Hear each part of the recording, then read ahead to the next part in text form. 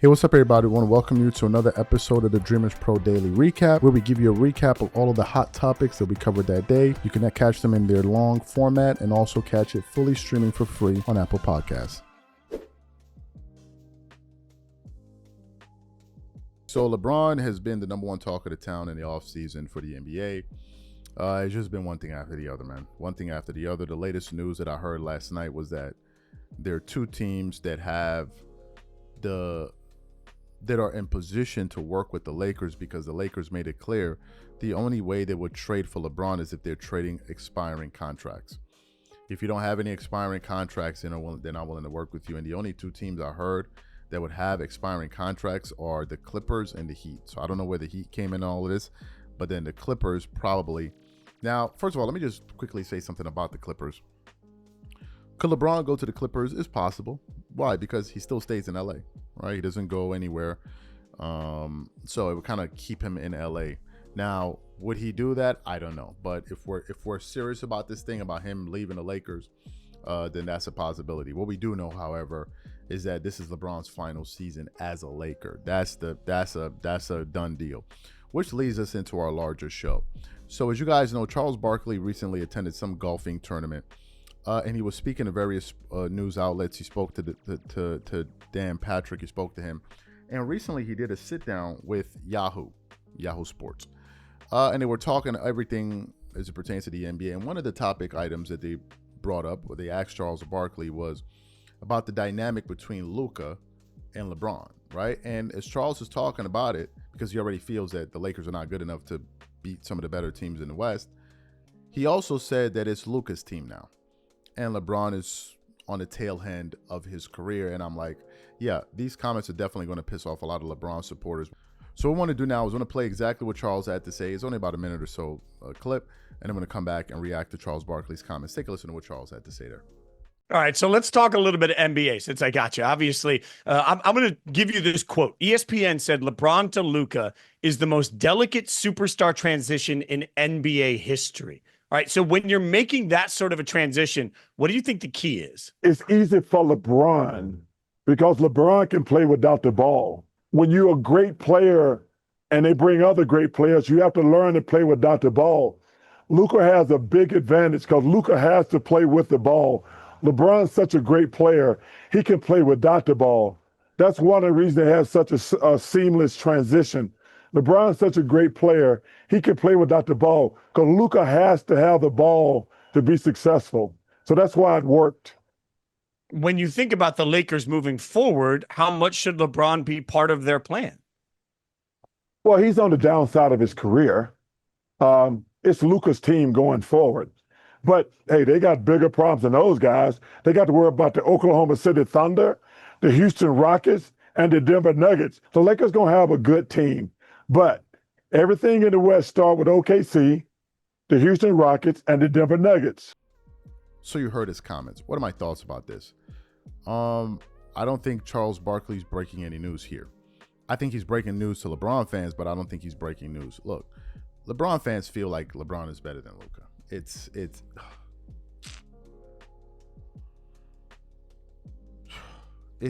that insane, bro. Do you know if they put LeBron on the same team with Nikola Jokic, fans will look for ways to say he's better than Nikola Jokic? Do you know if you put LeBron fans on the team with Giannis Antetokounmpo, they will look for ways to say he's better than Giannis? Do you know if they put him on the same team with SGA, they'll say he's better? This is what they believe that. So now they believe LeBron is better than Luka, and in their mind, they're like, why would Luka be the number one option when LeBron is better? This is what they believe. So, LeBron fans, if that was the case, why are the Lakers looking to move on from him? Why?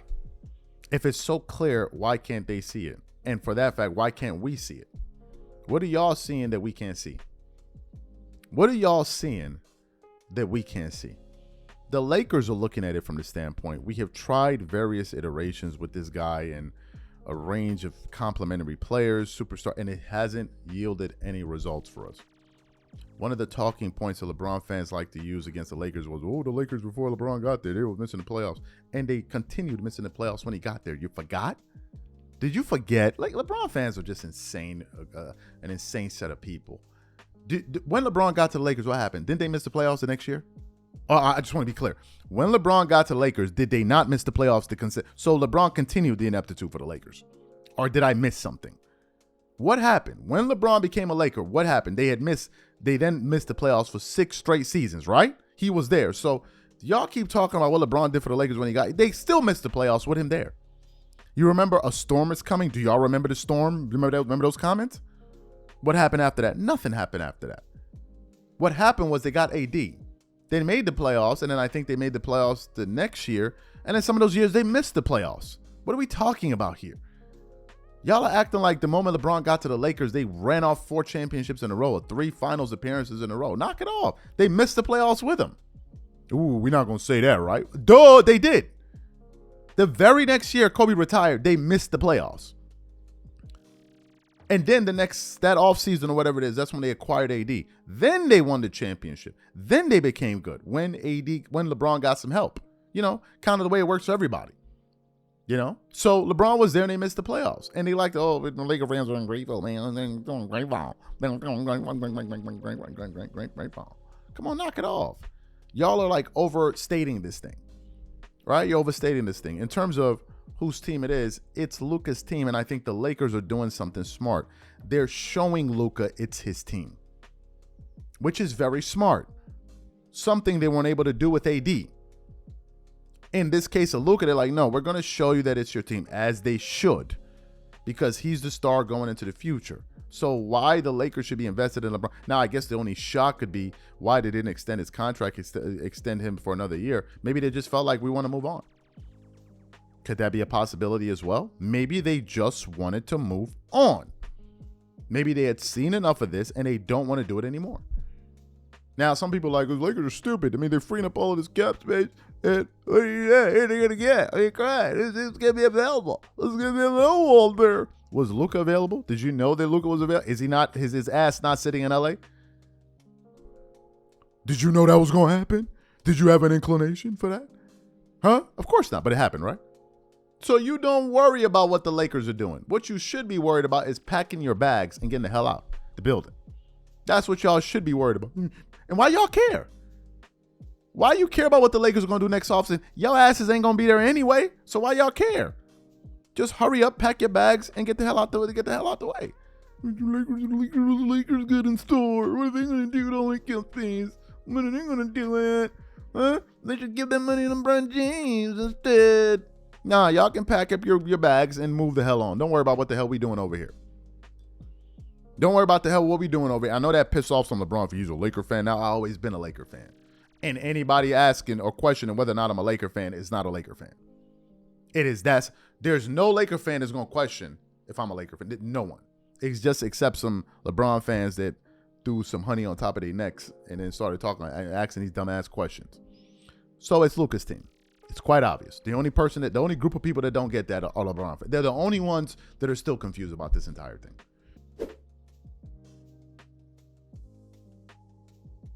As you guys know, I don't follow college basketball. I've never been interested in it.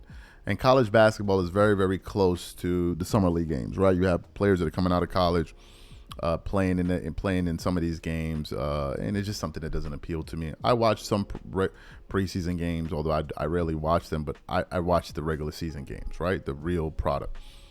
But nevertheless, this summer league has been a big one because they're holding it, I believe, in Las Vegas.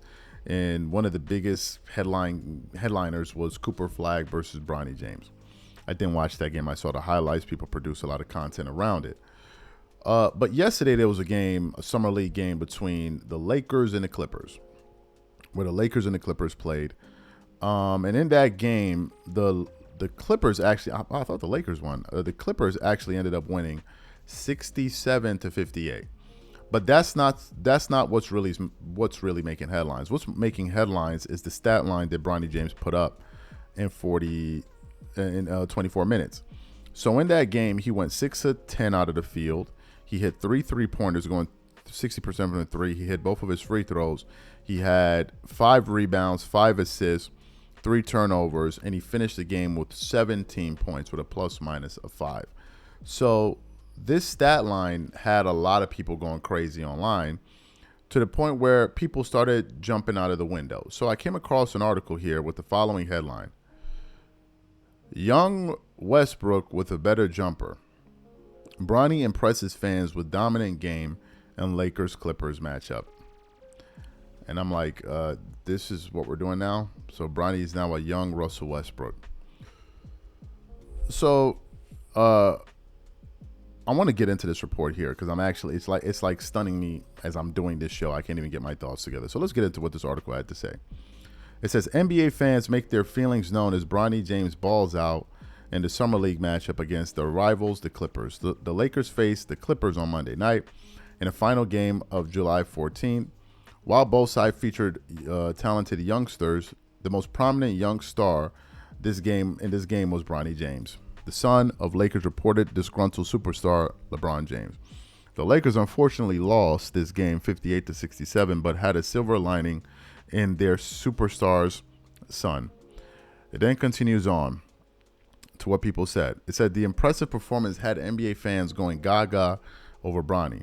They seem to believe that this game indicates his potential to make a name for his own besides his association with his father, LeBron James. NBA fans took to social media and expressed their opinions on Bronny's performance against the Clippers. Here we go. Kind of reminds me of a young Westbrook with a jumper. As an original Bronny hater, he's 100% has a future in the NBA. No longer I am a Bronny hater. Bronny's been held to LeBron's standards since day one. What? But now that he's actually hooping, the kid is building his own. Bronny might have a deeper bag than LeBron, and I'm not even joking. If that's supposed to be a compliment, it's not. If he keeps on this trajectory, he could easily carve out a solid career in the league. He's really productive. Hopefully he gets good minutes in the regular season. Bronny James is doing the grind that it takes to make a name for himself, separate from what his father accomplished in the NBA. If he keeps up like this, he could become a regular rotation player for the Lakers even after his father retires. So let's just address that last sentence. If he keeps this up, he could be a rotational player. Is that what Russell Westbrook was? Was Russell Westbrook a rotation player? Is that what he was? Okay, Russell Westbrook kind of caught a lot of people off guard because I don't think a lot of people thought that he was going to be as good as he ended up being. Russell Westbrook played all 82 games as a rookie. So I don't know where he reminds you of Westbrook there. And Russell averaged 15 points, 5 assists, 5 rebounds as a rookie. His second year in the NBA as a sophomore, he averaged 16, 8, and 5. His third year, he was averaging 22, 8, 2 steals, 4.5 rebounds. The next year, he averaged 23.6, 5.5 assists, 4 rebounds, and then it just went up from there. But these guys are saying it reminds them of a young Russell Westbrook. What version of young Westbrook exactly does he remind you of? Can you pinpoint a year, please? Oh, Russell. Is Bronny James very athletic? Absolutely, he is very athletic. Has he improved from last year? It seems to me that he has improved from last year.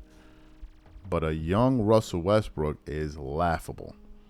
And not only is it laughable, it's insulting to Russell Westbrook. Like, you can't say that hopefully he becomes a rotational player, but then he reminds you of Russell Westbrook. One guy said he has more moves, has more of a bag than his father. What are we even talking about? LeBron is not known for having a bag, but what? That's a if you're telling me that a 55th pick has more of a bag than LeBron, then I don't know what that's supposed to be saying about LeBron James, and that's definitely not a compliment. Now, I haven't really been making any Bronny content. I'll just let the people do what they want to do because most of it is just hype. A lot of it has nothing to do with substance. It's just hype, right? Feel good. It's a story to kind of carry the summer, so people are going to talk about it. For me, I'm not. But when I saw that title saying that Bronny is like a young Westbrook with a jumper, is crazy to me. A jumper? What jumper does bro?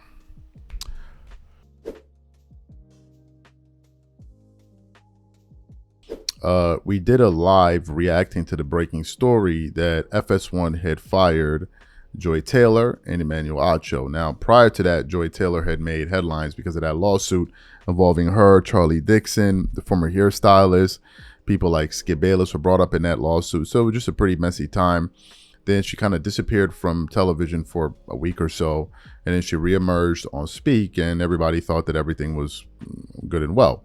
So it was a shock to us when we found out that she was being fired, and then Emmanuel Acho as well. And then they went on to cancel a bunch of shows, right?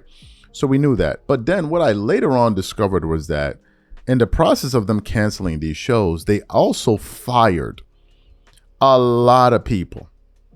And some of these people are Paul Pierce and Keyshawn Johnson, as well as others, right? So there's an article that I want to read from today with the following headline from Front Office Sports saying, Joy Taylor out as FS1 Armageddon ends 3 shows. The network is canceling Breakfast Ball, The Facility, and Speak with a wide variety of replacements under consideration.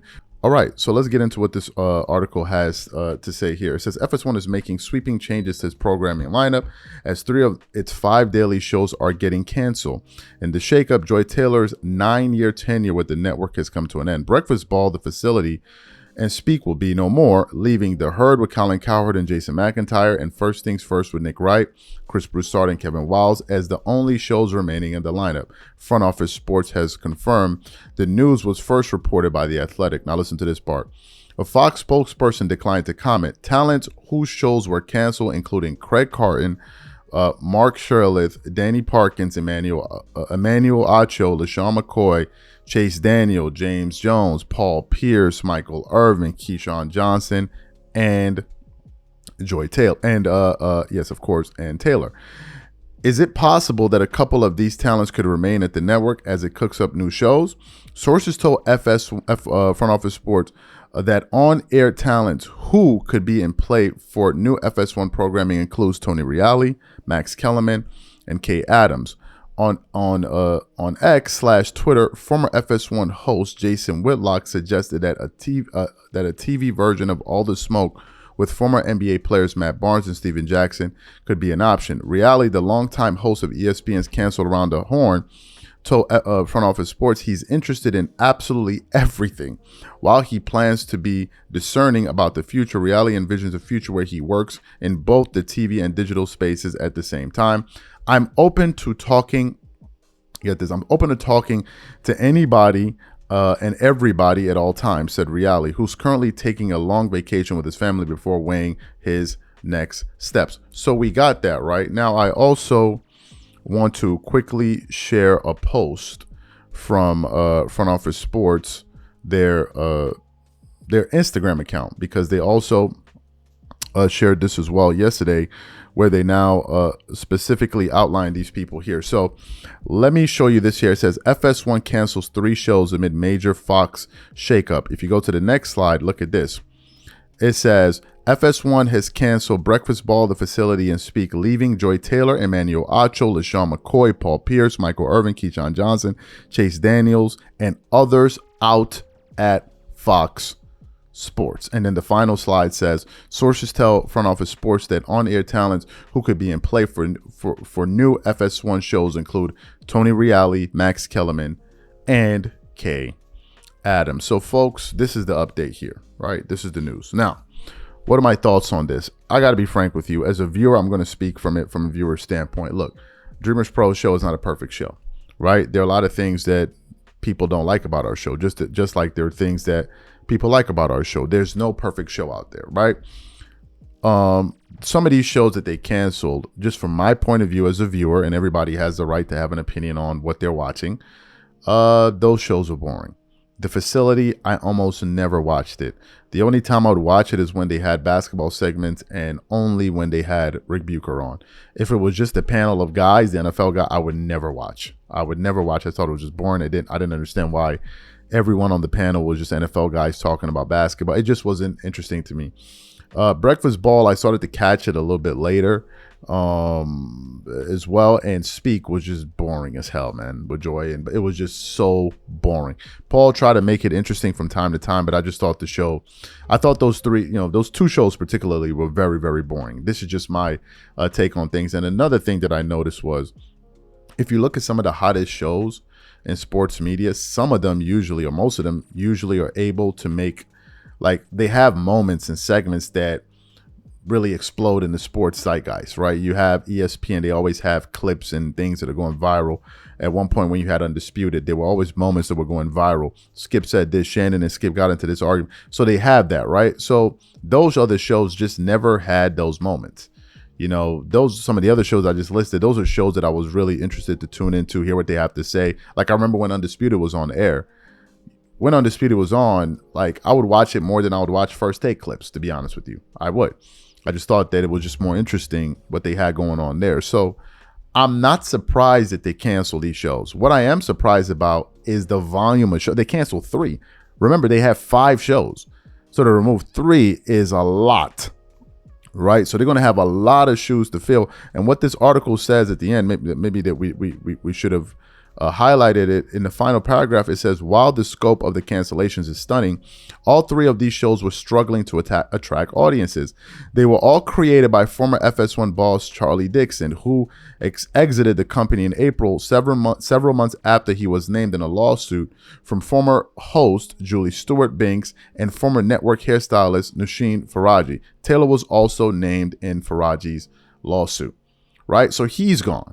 Right, and he's the one that came up with all of these shows. But man, Paul and these guys are out of there, and I guess we have to wait and see what happens next.